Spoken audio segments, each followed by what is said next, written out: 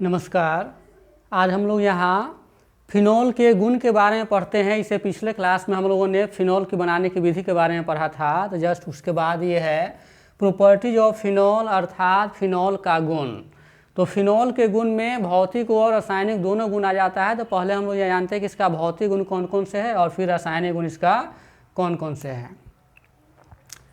तो यहाँ ए में लिखते हैं फिजिकल प्रॉपर्टीज।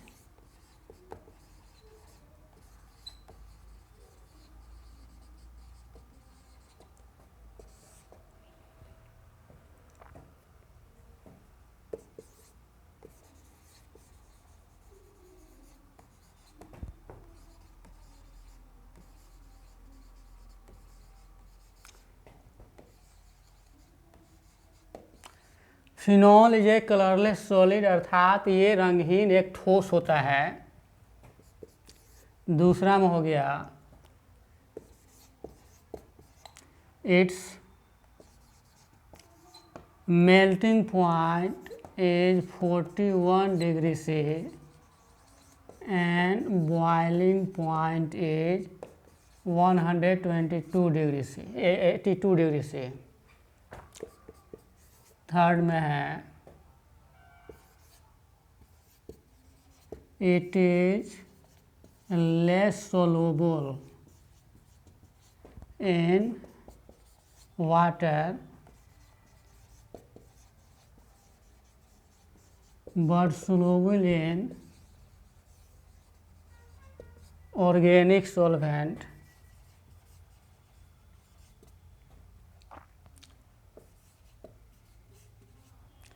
like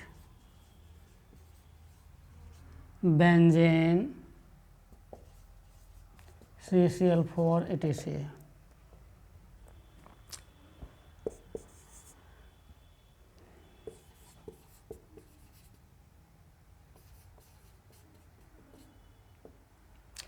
ये इसका भौतिक गुण है। इसमें पहला कहता है phenol is a colourless solid, अर्थात फिनॉल जो है एक रंगहीन ठोस होता है।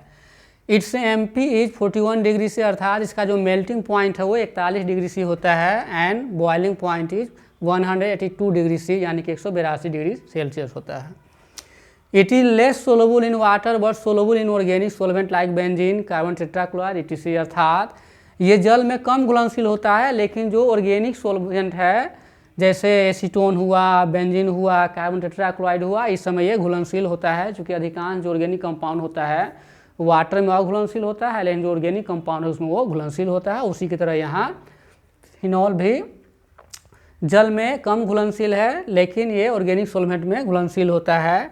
इट इज टॉक्सिक, यानी कि यह थोड़ा विषैला होता है, यह एक विषैला पदार्थ है।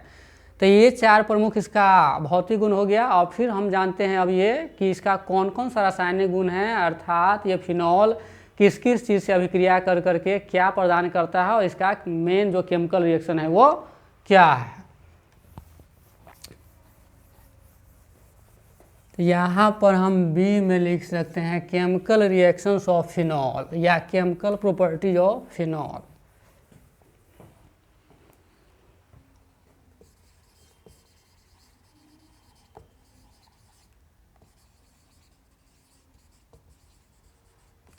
केमिकल रिएक्शंस ऑफ फिनॉल, या हम लिख सकते हैं केमिकल प्रॉपर्टीज ऑफ फिनॉल, यानी फिनॉल का कौन कौन से रासायनिक गुण है या फिनॉल का कौन कौन सा रासायनिक अभिक्रिया है। फिनॉल के केमिकल रिएक्शन का मतलब हुआ है कि उसका केमिकल प्रॉपर्टी, अर्थात ये फिनॉल जो है वो किस किस चीज़ से अभिक्रिया करके क्या क्या प्रदान करता है। तो इसका जो कुछ प्रमुख अभिक्रिया है वो इस प्रकार है। इसमें जो फिनॉल है इसमें जो हाइड्रोक्सिल ग्रुप है वो एरोमेटिक रिंग से जुड़ा हुआ रहता है, इसलिए इसमें बेंजीन न्यूक्लियस के कारण भी अभिक्रिया होता है और हाइड्रोक्सिल ग्रुप के कारण भी अभिक्रिया होता है। तो इसका पहला रिएक्शन हो जाता है आपको नाइट्रेशन। नाइट्रेशन का मतलब होता है नाइट्रिक एसिड के साथ अभिक्रिया। अगर सल्फोनेशन है तो उसका मतलब हो जाता है सल्फ्यूरिक अम्ल के साथ अभिक्रिया।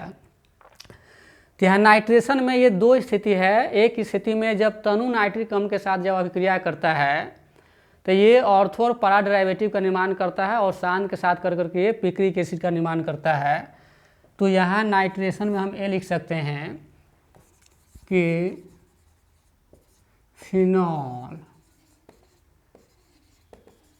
React with dilute HNO3 to form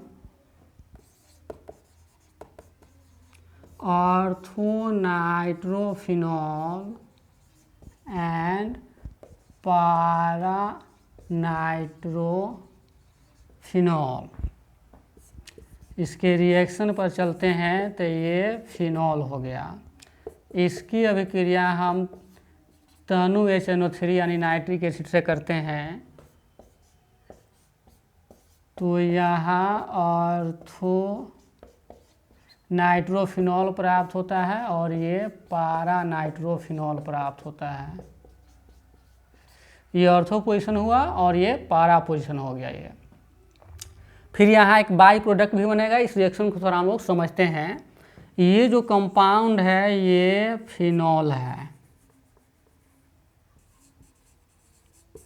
इसकी अभिक्रिया यहाँ नाइट्रिक एसिड हो रहा है, यहाँ ये डाइल्यूट HNO3 है, ये डाइल्यूट HNO3 है, नाइट्रिक एसिड है।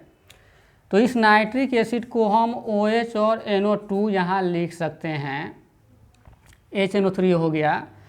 तो यहाँ का जो हाइड्रोजन एटम है और यहाँ का हाइड्रोक्सिल ग्रुप एक वाटर मॉलिक्यूल चला जाता है। तो यहाँ पर हम 2 वाटर मॉलिक्यूल देते हैं क्योंकि यहाँ 2 मॉलिक्यूल इसका भाग लेता है। तो इसको हम पुनः समझते हैं कि HNO3 को हम OH और NO2 लिख सकते हैं। तो यहाँ का हाइड्रोक्सिल ग्रुप और यहाँ का हाइड्रोजन एक वाटर मॉलिक्यूल चला गया, एक मॉलिक्यूल का, और यही NO2 यहाँ पर जुड़ जाता है तो ये ऑर्थो नाइट्रोफिनॉल हुआ।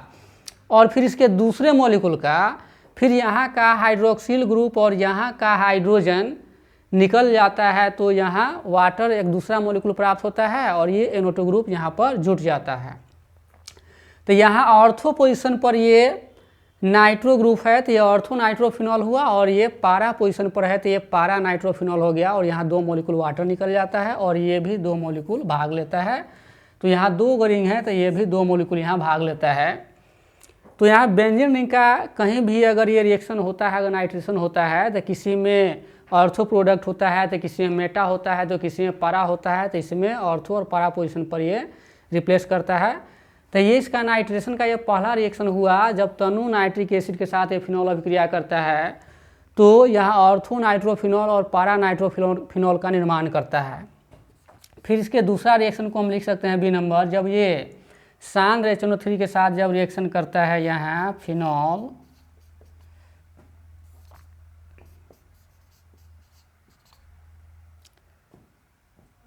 तो ये पिक्रिक एसिड का निर्माण करता है।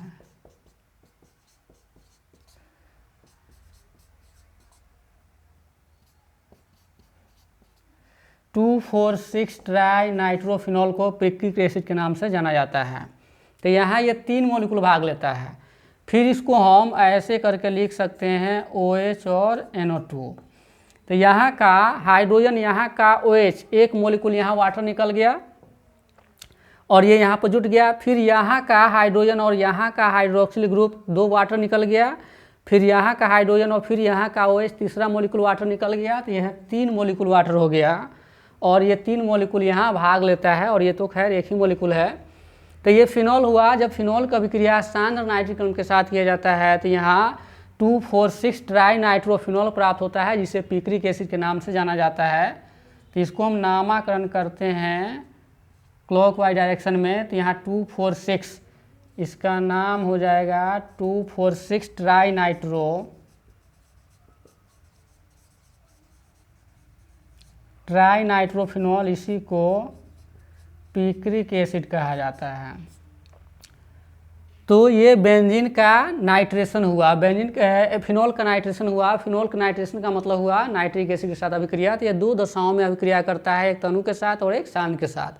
तो तनु नाइट्रिक अम्ल के साथ ये ऑर्थो नाइट्रोफिनॉल और पारा नाइट्रोफिनॉल का निर्माण करता है और शांत के साथ ये पिक्रिक एसिड यानी कि 2,4,6 ट्राई नाइट्रोफिनॉल प्राप्त होता है जिसे पिक्रिक एसिड के नाम से जानते हैं। फिर इसका सल्फोनेशन भी होता है।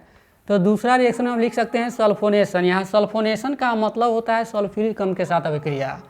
तो जब फिनॉल की अभिक्रिया सांद्र सल्फ्यूरिक अम्ल के साथ सांद्र नाइट्रिक अम्ल की उपस्थिति में किया जाता है तो ऑर्थो और पारा डेरिवेटिव हमें प्राप्त होता है, यानी कि ortho hydroxy benzene sulphonic acid और पारा हाइड्रोक्सी बेंजीन सल्फोनिक एसिड। यहाँ दूसरा रिएक्शन लिख सकते हैं सल्फोनेशन। इसका मतलब हो गया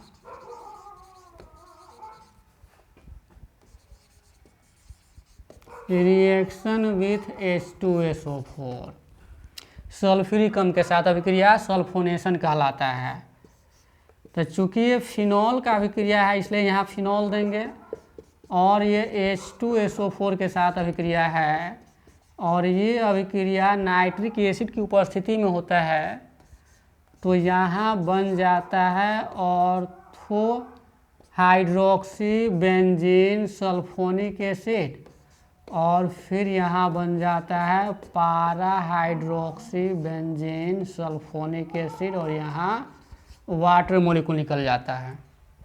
अब इस रिएक्शन को हम लोग पुनः समझते हैं कि कैसे लिखा गया। जितनी आसानी से लिखा गया उतनी आसानी से ये है नहीं, थोड़ा हम लोग समझ लेते हैं। जब समझ लेंगे तो आप लोग भी इसे आसानी से लिख सकते हैं, क्योंकि ये केमिस्ट्री में रिएक्शन लिखना एक बहुत बड़ा चीज़ होता है।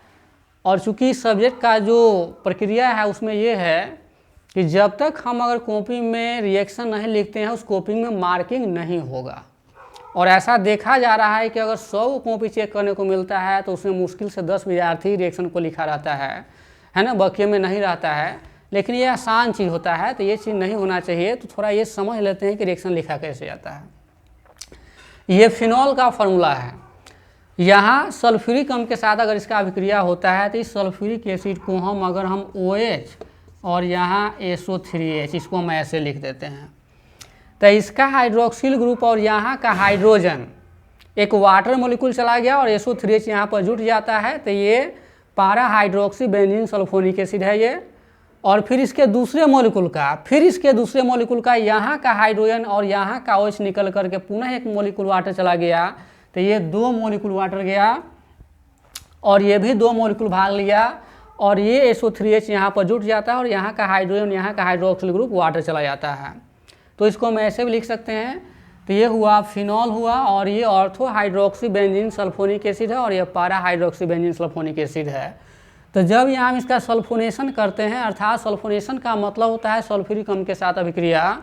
तो जब फिनॉल का अभिक्रिया सल्फ्यूरिक अम्ल के साथ हम सांद्र नाइट्रिक अम्ल की उपस्थिति में करते हैं तो हमें ortho hydroxy benzene sulphonic acid और पारा हाइड्रोक्सी बेंजीन सल्फोनिक एसिड प्राप्त होता है। तो इस प्रकार से यहाँ फिनॉल का सल्फोनेशन हो जाता है। तो अब इसका तीसरा रिएक्शन है हैलोजिनेशन।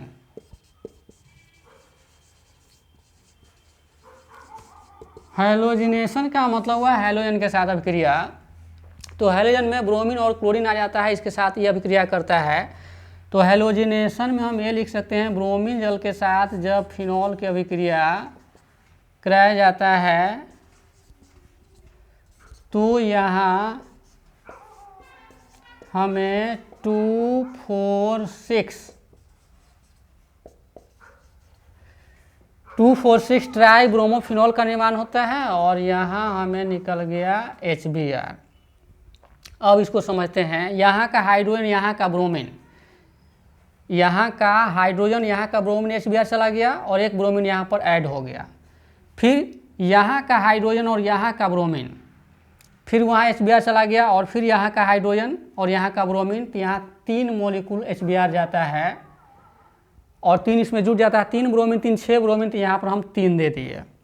तो ये फिनॉल है, ये ब्रोमीन जल के साथ अभिक्रिया करके 2,4,6 ट्राई ब्रोमोफिनॉल का निर्माण करता है। ये 1 है, 2 है, 3, 4, 5, 6। तो यहाँ 2, 4 और 6, तो इसको हम लिख सकते हैं 2,4,6 ट्राई ब्रोमोफिनॉल। इसका नाम हो जाएगा 2,4,6 ट्राई ब्रोमोफिनॉल। तो इस प्रकार से ब्रोमीन जल के साथ फिनॉल अभिक्रिया करके यहाँ 2,4,6 ट्राई ब्रोमोफिनॉल का निर्माण करता है। फिर यहाँ हेलोजिनेशन में ये है तो यहाँ बी क्लोरीन के साथ भी कर सकते हैं। यहाँ ये फिनॉल क्लोरीन के साथ अभिक्रिया करता है, ये 150 से 180 डिग्री सेंटीग्रेड के बीच। तो यहाँ ऑर्थो और पारा पर ये क्लोरीन आ जाता है, OH है, यहाँ Cl ऑर्थो क्लोरोफिनॉल हो जाएगा और ये हो जाएगा आपको पारा क्लोरोफिनॉल। यहाँ Cl हो जाएगा और यहाँ प्लस HCl। तो यहाँ 2 हाइड्रोजन निकलता है, एक यहाँ से और एक यहाँ से, तो यहाँ 2 मॉलिक्यूल HCl हो गया। तो यहाँ क्लोरीन 4 हो गया, तो यहाँ पर हम 2 दे सकते हैं। तो इस तरह से आसानी से बैलेंस हो जाता है। तो यहाँ जब फिनॉल की अभिक्रिया हम क्लोरीन के साथ 150 से 180 डिग्री सी पर अगर करते हैं तो यहाँ ऑर्थो क्लोरोफिनॉल और ये पारा क्लोरोफिनॉल प्राप्त होता है और HCl प्राप्त होता है। तो इस प्रकार से इसका हेलोजिनेशन हो जाता है। फिर अगले रिएक्शन पर हम लोग चलते हैं कि फिनॉल का और कौन कौन सा रासायनिक अभिक्रिया है।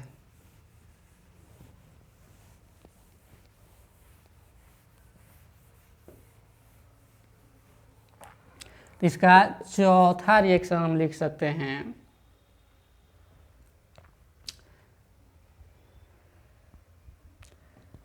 इसमें कॉपलिंग रिएक्शन है।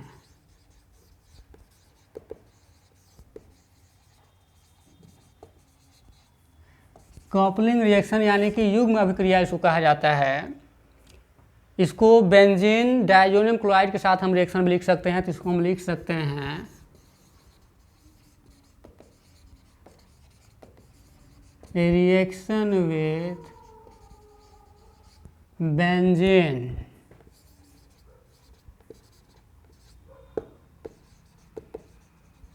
Diazonium chloride. Benzene diazonium chloride के साथ जो इसका रिएक्शन होता है उसको कॉपलिंग रिएक्शन कहा जाता है।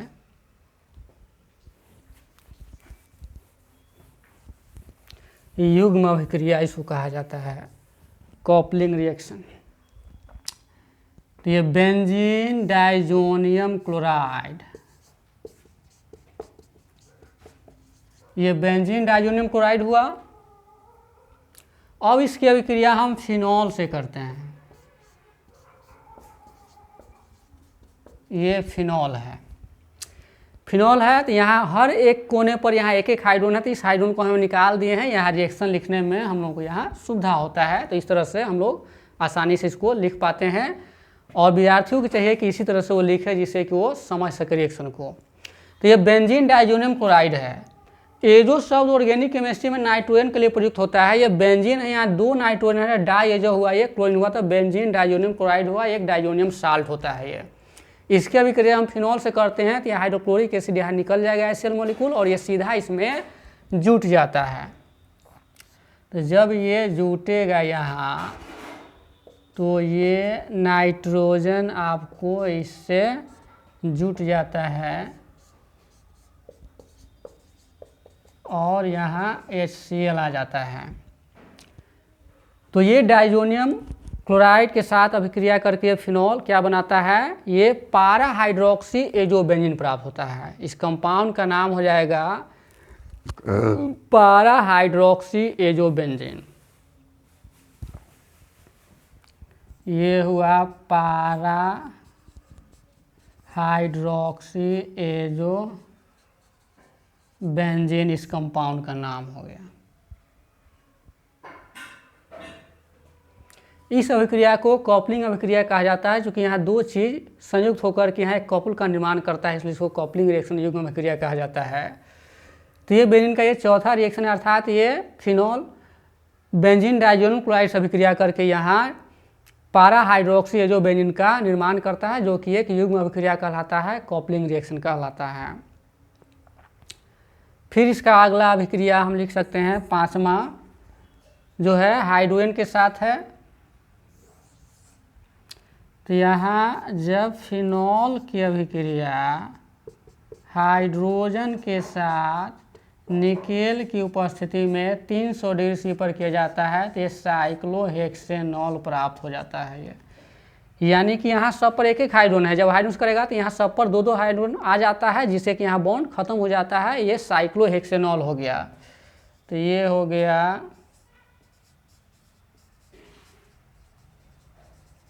साइक्लोहेक्सेनॉल का निर्माण करता है।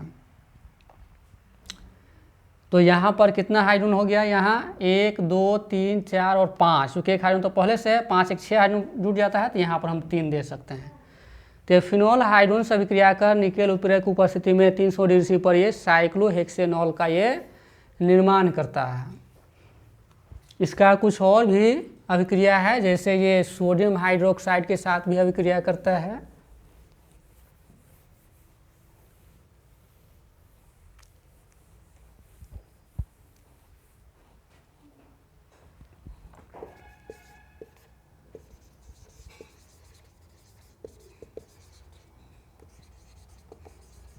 रिएक्शन विथ NaOH, ये फिनॉल सोडियम हाइड्रोक्साइड के साथ अभिक्रिया कर सोडियम फिनॉक्साइड का निर्माण करता है।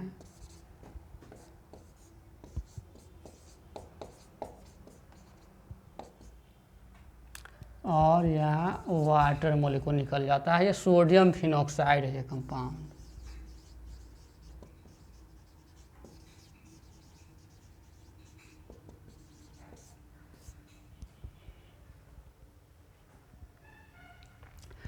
तो इस तरह से ये अभिक्रिया आपको फिनॉल का सभी के सभी रासायनिक अभिक्रिया है ये। तो इस तरह से फिनॉल इन सारे यौगिकों के साथ अभिक्रिया कर करके ये मुख्य रूप से ये प्रोडक्ट बनाता है। तो ये जो चैप्टर हम लोग पढ़ रहे हैं अल्कोहल, फिनॉल और ईथर, तो इससे पहले हम लोग पढ़े थे फिनॉल बनाने की विधि, आज ये फिनॉल का प्रॉपर्टी हुआ। इससे पहले हम लोग अल्कोहल बनाने की विधि पढ़े थे, अल्कोहल का वर्गीकरण पढ़े थे, और फिर इसके बाद अब आ जाता है ईथर की बारी है। तो अब अगले क्लासरूम में हम लोग फिर यहाँ ईथर की चर्चा करेंगे कि ईथर क्या है, इसका वर्गीकरण क्या है, फिर इसका नामकरण, और फिर ईथर बनाने की विधि, और फिर उसका गुण और दोष, उसका रासायनिक अभिक्रिया पढ़ेंगे। तब तक के लिए आप सभी को धन्यवाद।